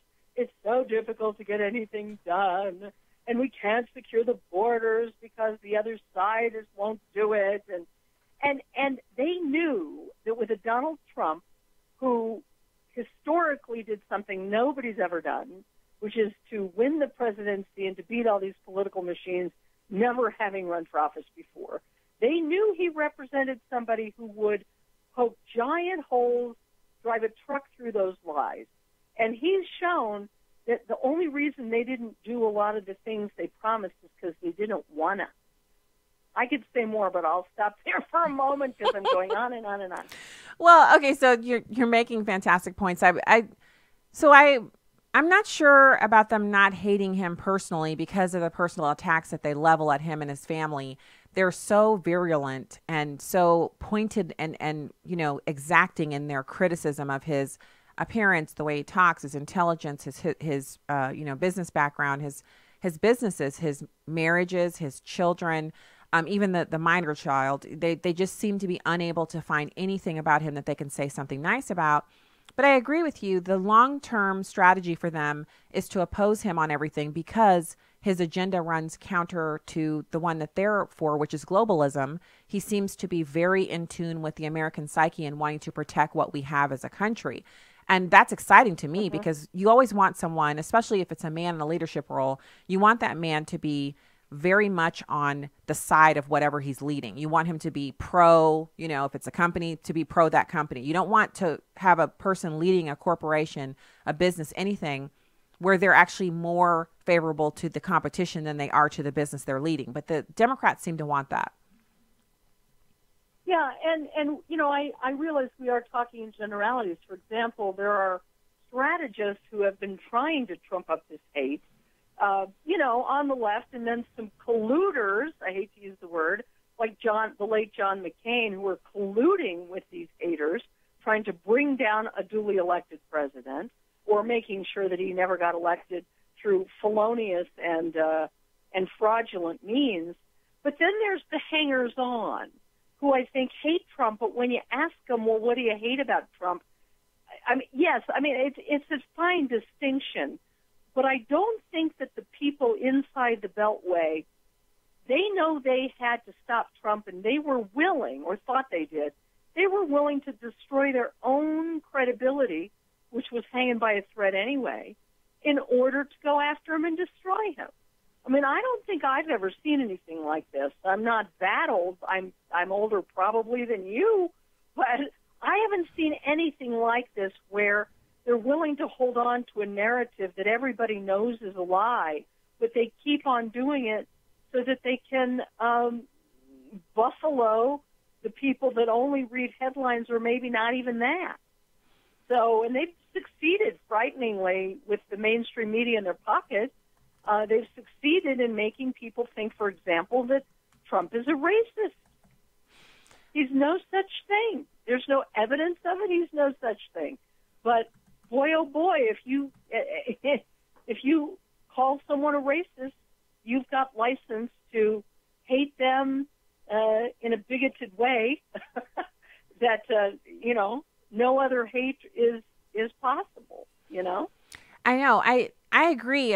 But it's also one of those like badges of honor. Like, so what I've noticed if I'm just in passing, flipping through and I see one of those award shows, or if I'm watching clips and I watch some from the award shows, sometimes in a lull where people aren't clapping, the person on the stage will just say something negative about Donald Trump and the entire room will erupt. It's almost like a magic applause button. Just say something nasty Yes. about the president, and they immediately, and then it's Uh-huh. also a virtue signal. Like, if you're not sure if everyone in the room likes you or is on your side or even knows who you are, you crack wise about the president, and then everyone's like, oh, clapping and acting as if you're their best friend. But how long can that last? And what is that really based upon? That's not a true like meeting of the minds, or, we're on the same on this issue. That's just, we all hate the same one guy. Yeah, I totally agree with you. And having been a professional performer, I have a real checkered background. When I was doing showbiz stuff, it was just stunning to me. It makes total sense that the great majority of actors and actresses and entertainers are leftists, because they don't tend to go very deep sometimes. I understand that acting itself, you want to be involved in the personality of the character you're playing and all of that. But they're so into the superficial show instead of the reality that it is beautiful. It flies beautifully with the superficiality of leftist politics, which is appearances are more important than reality. If you care about the results of some of their horrible policies, it's hard to be a Democrat. But if you never care about the results, if you never care about the reality, you only care about the show, then it's a lot easier to be a Democrat. Well, and I agree with you, but I want to point out that the people who are the most rabid Democrats and the loudest, the ones who are out in the public eye doing it, are the ones who are most insulated from the effect of the policies. So like Alyssa Milano, for instance, she's a hardcore Democrat, but she's also, but she's rich, right? So she lives in an area of the country. Point. Yeah, so she can't be impacted. So even if illegal immigrants are in her community, they're there working at people's houses, probably working at her house, doing jobs under the table for cheap. So it benefits her. It doesn't matter to her if the schools are overrun or if the budgets are busted, because she doesn't have any children. She's also not married. So anything that has to do with social policy on marriage, it doesn't impact her, because she's just like outside floating, almost like one of those, I forget what it's called, but it's like a little rescue boat that is tethered to a real boat, and you can just let it drag along behind the boat, and it just hangs on by a rope, and it has no engine. Yeah, no engine. It's completely dependent upon the big boat. No engine. Yes, it just looks like a boat, but it's not really. Well, a and boat. it's only there to rescue you, right? So it doesn't even serve a purpose unless you're in dire straits. And so she's like the little tugboat behind the big boats, and all the rest of us have to operate on our own steam. She got by, like she's rich because she was pretty. She wasn't even a really great actress. She was just very attractive. And now that she can't act anymore because her looks, Hollywood doesn't respect women over the age of 30. Now she's an activist, and she can still be successful at that and say the most idiotic things because no one expects her to be intelligent. She's from Hollywood, but everyone wants to listen to her because she's saying things that stroke that virtue signal, like I'm better than you because I believe in the environment. I love people because I love illegal aliens, blah, blah, blah, blah, blah. But no consequences. I'm generous because I'm willing to take money out of someone else's pocket and give it to who I like to give it to and call myself generous. I'm rich, so I can say bad things about rich people without ever having to be impacted by the things I support that would harm everybody, not just rich people. Yeah, it's crazy. If you think about it, it's very much what socialism on steroids really is, or communism, is that the people meting out the force never have to live by the same rules they're imposing on everybody else. I mean, look at the wealthy, hypocrite socialist, Bernie Sanders. I mean, these people, look at George Soros and his sons, which you have to say now his sons, since George Soros is pushing 90, and now we're going to have another generation of Sorosians. They're phenomenally wealthy, and what do they want to do? They want trickle down poverty for the entire world. That's what they want. They want global socialism, but they're wealthy. And this is, you see this again and again and again. I think there's a lot of people on the bandwagon of socialism that think they're going to escape because they're going to be, that so-called 1% or whatever, which is ironic that the left used that. I don't think so. I think they're going to get eaten along with the rest of us.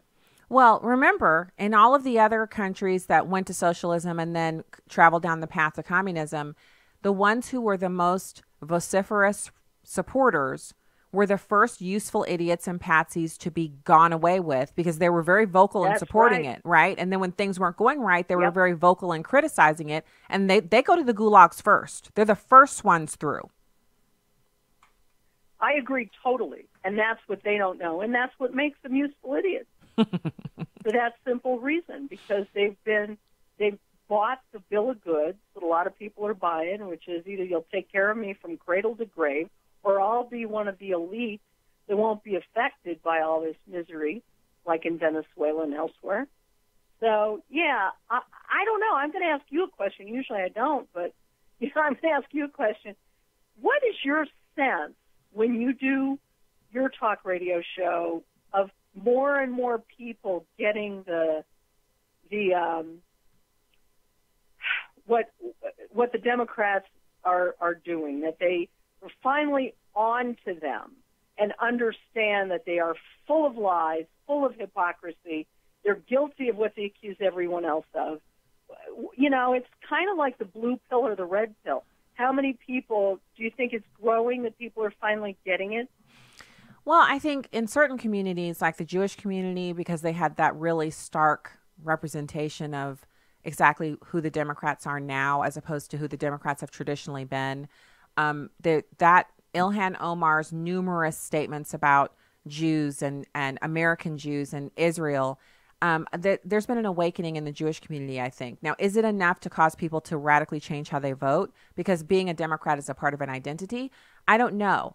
But I know there's a lot of really tough discussions going on. And I don't know if you saw, there was this big announcement, Debbie Wasserman Schultz and one of the black legislators, they come together and they now have a black Jewish coalition within the Democratic Party, where those two groups that have been marginalized by the rise of illegal aliens and people from Islamic countries becoming the new poster children for Democrats, these two groups feel marginalized and left behind, so they're now banding together.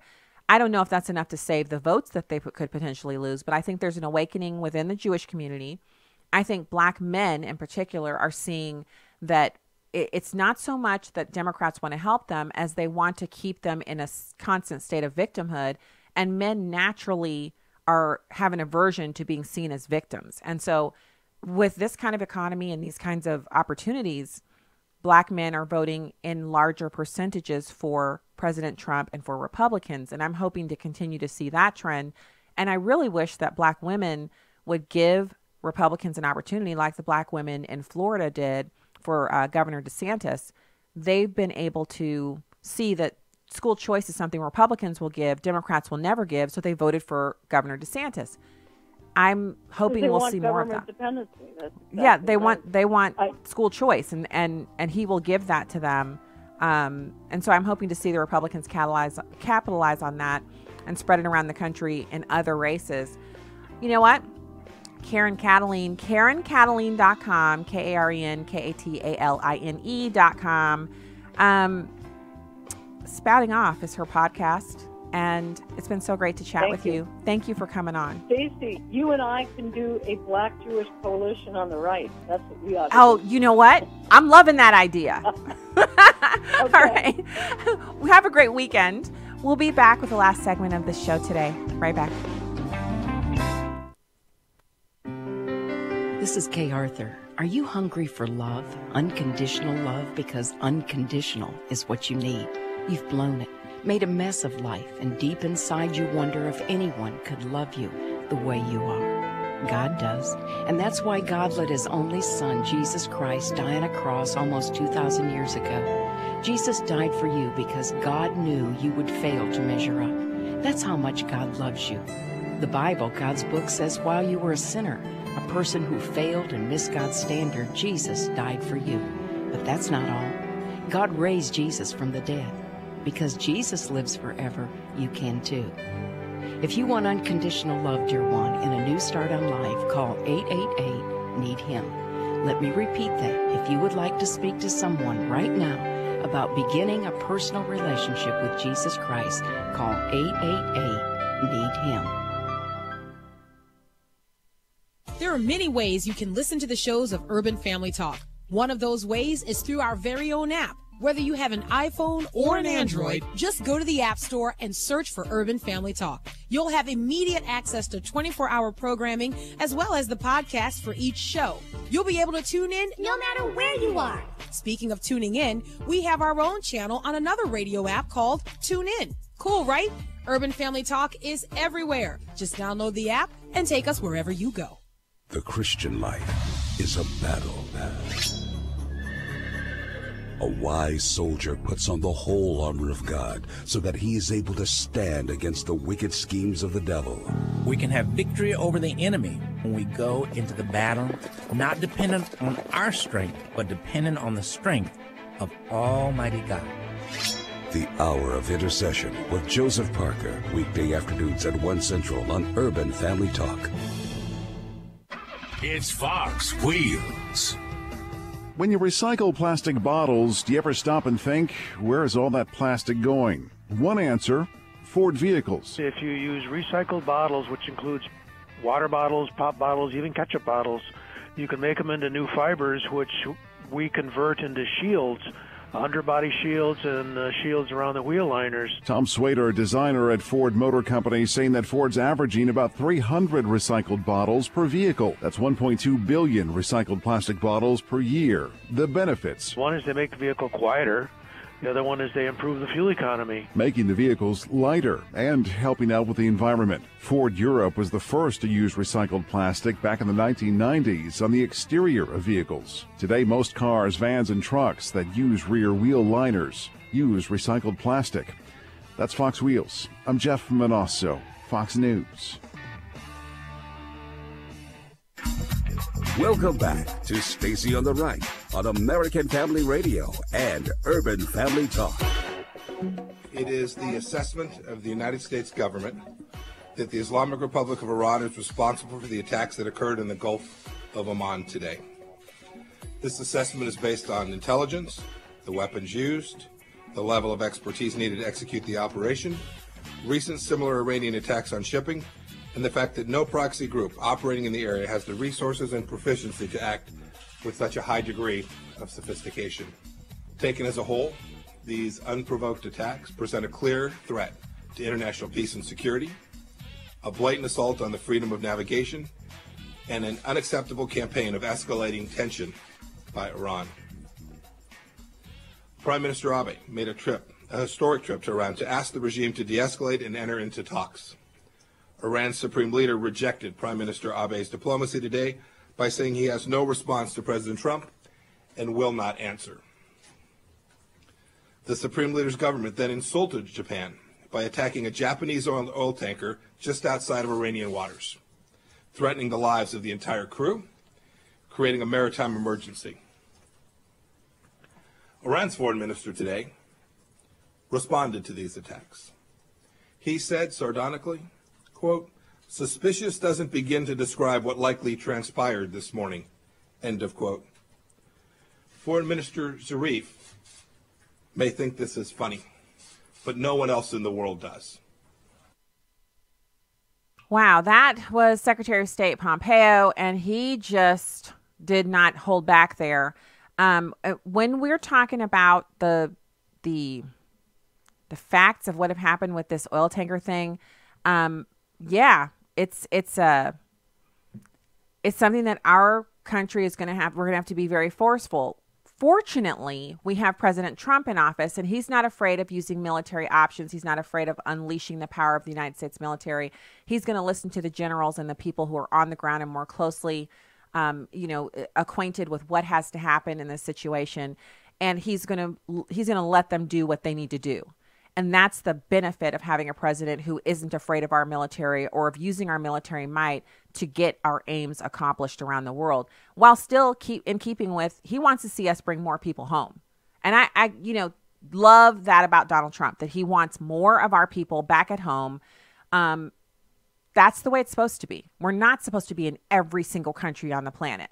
It's ludicrous. So now, turning to more comments from Trump administration officials, you have National Security Advisor John Bolton, And he talks about how foreign regimes use the division and the lamestream media, talking snake media, their propensity for lying about the president and for painting half of America as racist, homophobic, marshmallow heads. He really took it to them. And he's at a Wall Street Journal forum here. So the guy who's interviewing him is employed by the Wall Street Journal, and he wasn't happy to hear what John Bolton had to say. But he sat there and he took it. It's number 5. We have substantial reason to believe that North Korea, Iran, Venezuela, Russia and China have made a decision to, and you can see it publicly, to try to sow disinformation about the administration and to say that the president and his advisors are divided and things like that. We've got the foreign minister of Iran talking about the B team, which I'm happy to be included in with Bibi Netanyahu and Mohammed bin Salman. But this is Saudi North Arabia. Korea or Iran. This is the Wall Street Journal. And the That's New York my Times. point. Yeah, the stenographers of these regimes in the American press immediately pick it up as That's if not it's fair. No, it's not actually. I mean, I'll give you an example. Not from the Wall Street Journal, but from the New York Times. So I was in Japan recently when the president met the emperor and Prime Minister Abe, and I had a cold. So I didn't go to this formal dinner, and that was duly noted in the New York Times like a sort of Kremlinology. Bolton's absence at the dinner was noted by the New York Times and CNN. I was asleep trying to shake my cold, but they didn't bother to ask about that. So did you hear that? He basically used an example of how the media took something as benign as him being in a foreign land, traveling on business for the United States, and being unable to attend one of the dinners because he had a cold. So with the permission of his boss, the president, he simply did not attend the dinner. It didn't mean that he wasn't available for the meetings or for the actual parts that were like he had to be there. But instead of sitting at the dinner table with his nose running and looking all, sickly and ruining everybody else's experience, he decided to go back to his hotel room and sleep so that he could be fresh and ready to go the next day for the more important parts of the affair, which is the actual daytime meetings. And they took that and turned it into some kind of rift between him and the president, or his inability or no desire to be a part of the dinner. And instead of the Wall Street Journal employee who was, doing the interview actually admitting that actually wasn't good journalism. They could have reached out to you and gotten a comment from you, and you could have said, I've got a cold. I'm just staying in tonight, but I'll be back with everything tomorrow.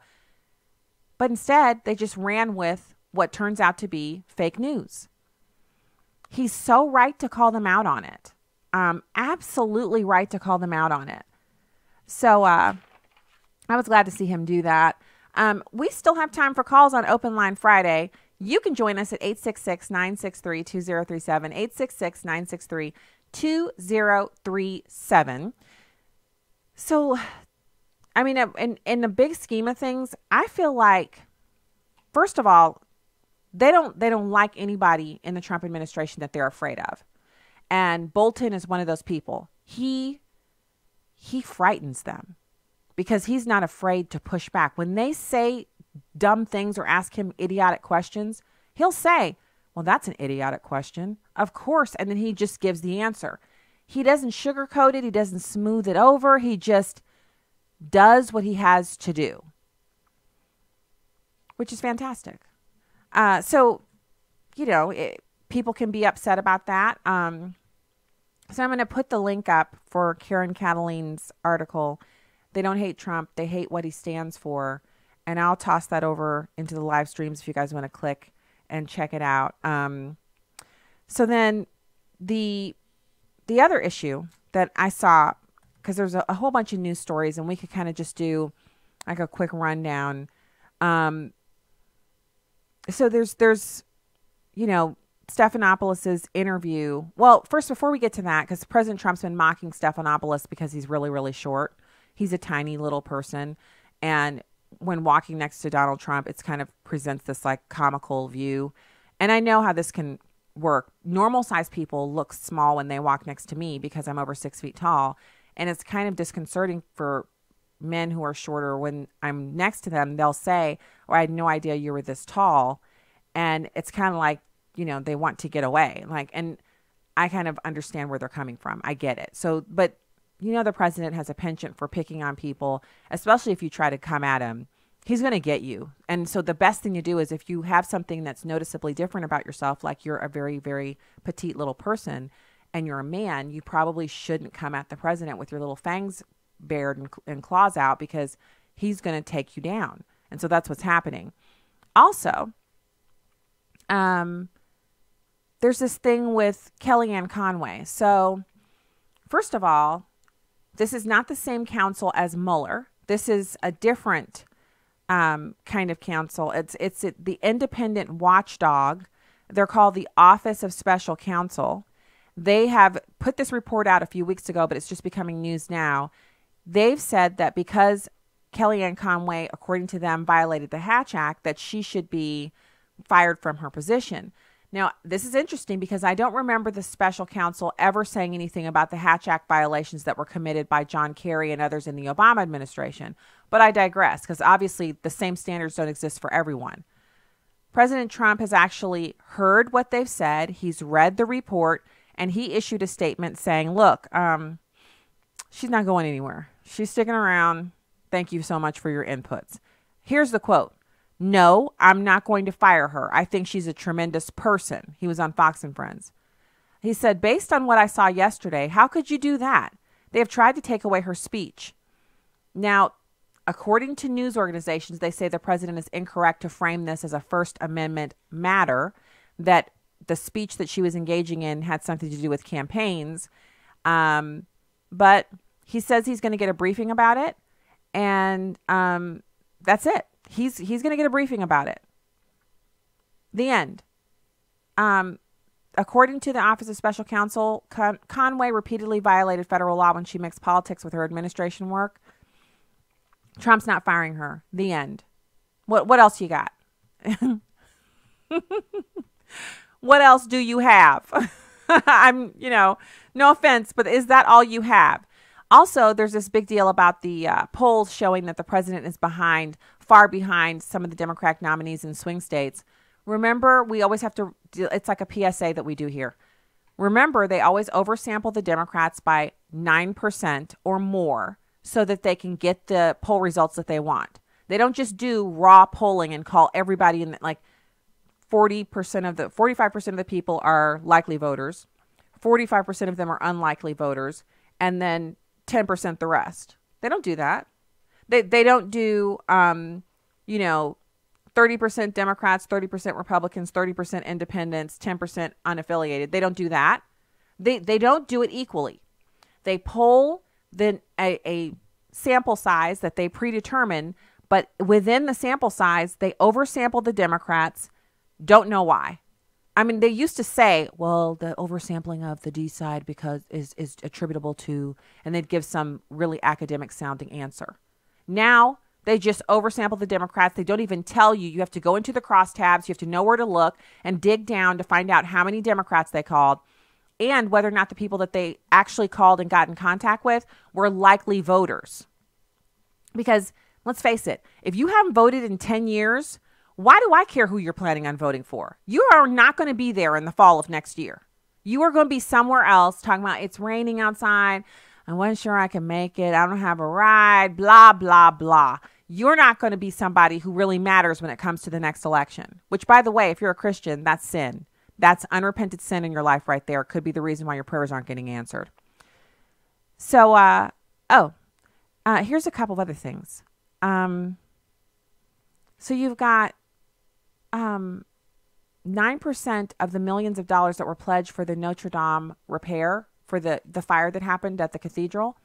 Only 9% of the millions that have been pledged have actually been given. So 80 million euros of the 850 million euros pledged have been given.